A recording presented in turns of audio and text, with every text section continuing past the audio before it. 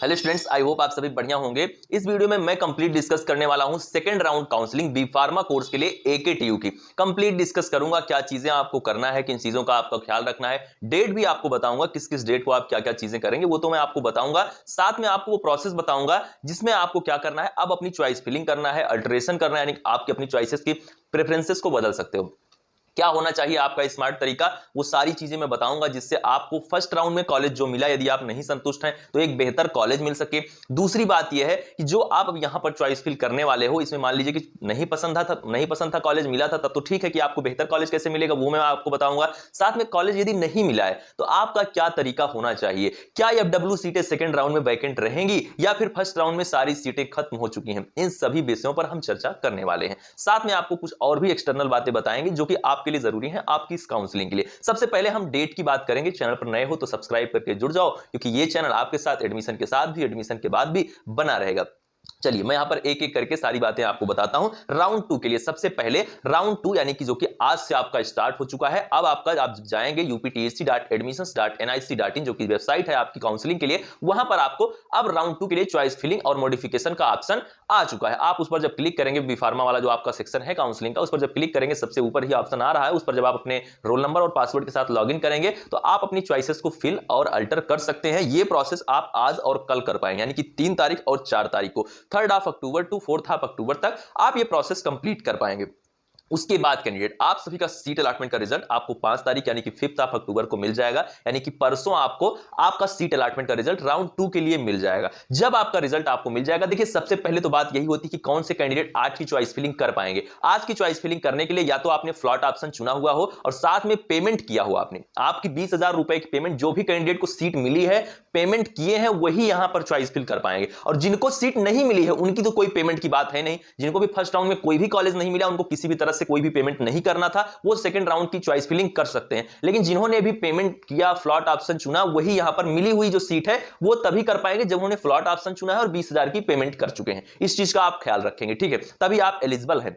Direct यहां पर कोई भी रजिस्ट्रेशन नहीं होने वाला है। जिन्होंने भी फर्स्ट राउंड में रजिस्ट्रेशन किया है वही सेकंड राउंड काउंसलिंग के लिए एलिजिबल है। हम यहां पर बात करते हैं इसके बाद ऑनलाइन बिलिंगनेस यानी कि फ्रीज फ्लॉट की। तो वो भी प्रोसेस आप 5 से 6 तारीख के बीच कंप्लीट है। सीट अलॉटमेंट का रिजल्ट 5 तारीख को आएगा। आज और कल चॉइस फिलिंग और अल्टरेशन करोगे। उसके बाद क्या होगा, मैं अभी और सारे पॉइंट आपके इलेबोरेट कर रहा हूं, क्या चीजें आपको क्या कैसे करना है। पेमेंट ऑफ सीट कंफर्मेशन भी आप 5 से 6 तारीख के बीच ही देने वाले हैं। उसके बाद ऑनलाइन विड्रॉल, ऑनलाइन विड्रॉल मतलब क्या होता है ये भी मैं अभी आपको बताऊंगा। 5 से 6 तारीख के बीच ये भी आप कंप्लीट करेंगे। और उसके बाद आप क्या करेंगे, यहां पर 7 से 9 तारीख के बीच में आपका स्टार्ट हो जाएगा राउंड 3। जिन भी कैंडिडेट को 3rd राउंड में जाना होगा वो 7 से 9 अक्टूबर के बीच चले जाएंगे। खैर हम राउंड 3rd की बात अगली वीडियो में करेंगे, आने वाली वीडियोस में करेंगे, उसके लिए आपको परेशान नहीं होना है। और अभी मैंने आपसे एक वादा किया था कि आपको मैं थोड़ा सा एजुकेशन लोन के बारे में बताऊं, तो ठीक है, आपके जो भी आपका फिजिकल रिपोर्टिंग है उसके पहले पहले वो वीडियो आपके पास होगी। आप घबराएं नहीं, जल्दी ही 1-2 दिन में वो वीडियो आपके पास हो जाएगी। चलिए हम यहां पर सबसे पहले बात करते हैं आपकी चॉइस फिलिंग के बारे में। कैंडिडेट आप जब आज अपनी चॉइस फिलिंग कर रहे हो तो किन बातों का आपको ख्याल रखना है। जब आप अपनी चॉइस फिलिंग कर रहे हो, जिनको भी कॉलेज मिला है, मान लीजिए आपको आपकी 3rd चॉइस अलॉट हो गई है, 2nd चॉइस अलॉट हो गई है, आपको फ्लॉट करना है, तो आप अपनी फर्स्ट वाली चॉइसेस को यदि नहीं चाहते हैं कि ये मुझे मिले, तो आप क्या करेंगे। आपकी ये सीट तो कंफर्म है, ये सीट तभी तक कंफर्म है जब तक कोई नया कॉलेज नहीं मिल जाता। नया कॉलेज मिलते ही ये सीट आपके हाथ से चली जाएगी।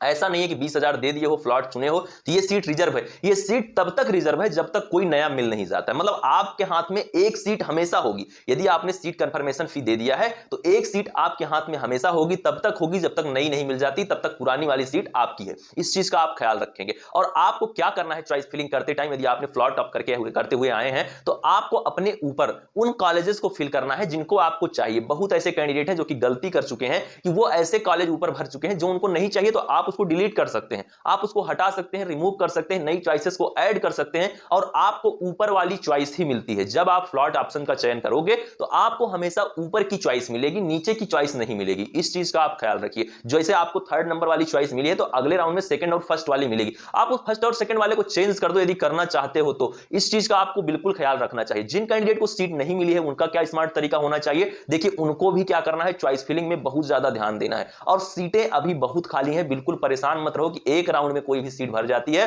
30% से ज्यादा सीट पहले राउंड में भरी नहीं है। इस चीज का आप ख्याल रखो कि 25 से 30% सीटें ही पहले राउंड में भरी हुई हैं। इसके अलावा भी 70% सीटें आपके पास वैकेंट हैं। अभी आपके पास मौका ही मौका है। इस 4 राउंड की काउंसलिंग में सभी को कॉलेज मिल जाएगा, बिल्कुल मत घबराओ। बस थोड़ा सा चॉइस फिल में आप लोग बिल्कुल एकदम अच्छे से अपना जो है कॉन्शियस रहो, मिल जाएगी आपको।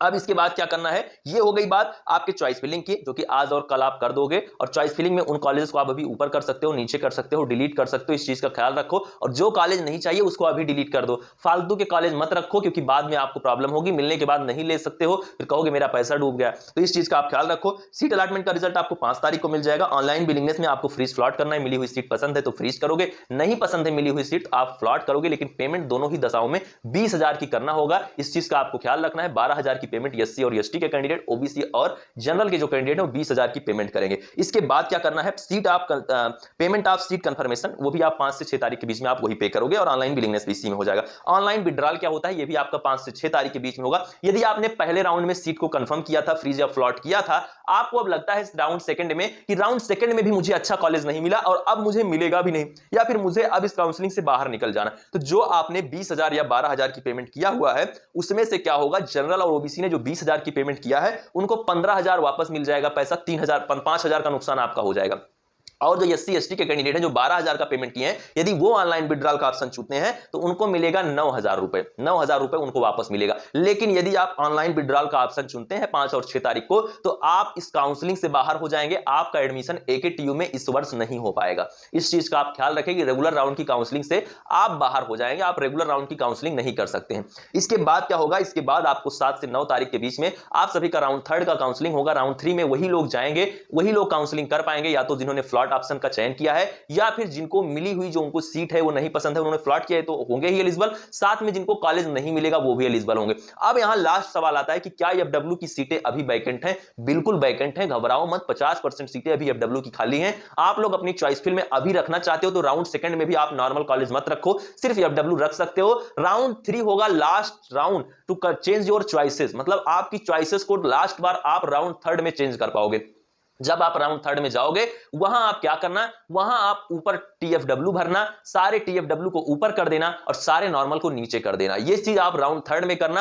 अभी आप राउंड 2 में सिर्फ टीएफडब्ल्यू यानी कि एफडब्ल्यू सीट के साथ जा सकते हो, कोई प्रॉब्लम नहीं है। अभी इस राउंड में भी आप एफडब्ल्यू के लिए बेट कर सकते हैं। अपने फेवरेट कॉलेज, अपने चुने हुए जो भी आपके कॉलेज हैं उसके लिए आप बेट कर सकते हो। जो भी कॉलेज आपको एफडब्ल्यू नहीं दे रहे हैं थोड़ा धमकी दीजिए, देंगे, बिल्कुल देंगे। ये वीडियो दिखाइए, जैसा भी हो सके जो भी पैतरा आप अपना सकते हो अपनाइए। स्टूडेंट सेल चले जाइए एकेटीयू की, एकेटीयू को मेल करिए, जो भी यार प्रॉब्लम हो रही उसके साथ आप लड़िए भिड़िए। आप ही लड़ सकते हो। देखिए हम आपको मोटिवेट कर सकते हैं, हम आपको तरीका बता सकते हैं हर चीज के लिए कि आप मेल करिए, स्टूडेंट सेल जाइए, एकेटीयू के चांसलर को मेल करिए। एफडब्ल्यू सीट आपका अधिकार है। बाकी आप नहीं समझ पा रहे हो तो मैं क्या कर सकता हूं, 63,300 रुपया पूरी की पूरी ट्यूशन फी आपकी एफडब्ल्यू सीट पे माफ होती है। ये चीज आप अपने दिमाग में रखिए। कोई भी कॉलेज 10,000 5,000 ज्यादा मांग रहा है तो चलिए ठीक है, मैं इन्फ्लुएंस नहीं कर रहा हूं, आप इस वीडियो को माध्यम मत बनाइए कहीं पर, लेकिन मैं आपको एक अंडरस्टैंडिंग के लिए बोल रहा हूं कि थोड़ा सा ज्यादा आप दे सकते हो, कि थोड़ा सा चलिए ठीक है, वो बोल रहे हैं स्पोर्ट के नाम पे और भी किसी चीज के नाम पे वो आपसे ले रहे हैं, आपके इंश्योरेंस को कर रहे हैं कि हम आपके मतलब आपके लिए जो भी चीजें हैं प्रोवाइड करेंगे आपके लिए, तो क्या चीजें हैं उनके लिए आप 10,000 15,000 पे कर सकते हो ज्यादा, लेकिन 63,300 माफ है आपकी फी।